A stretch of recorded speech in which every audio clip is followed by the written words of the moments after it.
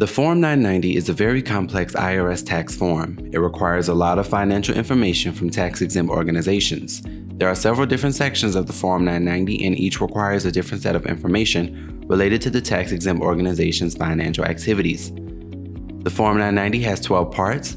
We are breaking down each of them. Part 1 is a summary section. In this portion of the form, you will need to provide information about the organization's basic business details, as well as more specific information about the organization's revenue, expenses, and assets. Part 2 is all about the signature. This signature must come from the authority of this organization, for example, the executive director. Part 3, this is your organization's opportunity to discuss your mission-related activities and programs. You should explain your organization's mission and the accomplishments that you have made in the last reporting tax year. Part 4.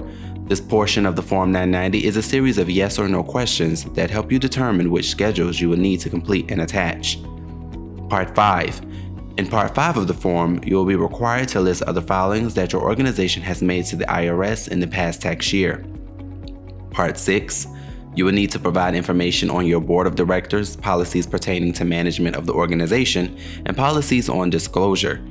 Part 7. This section delves even further into the organizational structure of your nonprofit. You will need to include the salaries of your highest paid employees and any independent contractors. Part 8. This is an in-depth breakdown of your organization's revenue. You will need to be prepared to provide precise numbers as well as the source of the revenue. You will need to indicate if any of the income is non-business related. Part 9. This is also an in-depth look at the total expenses of your organization. You will need to break down your expenses to show the IRS what percentage was related to overhead costs, program expenses, and fundraising expenses. Part 10. You will need to complete a balance sheet to show a complete financial snapshot of your organization. This provides a line-by-line detailed breakdown of assets and liabilities.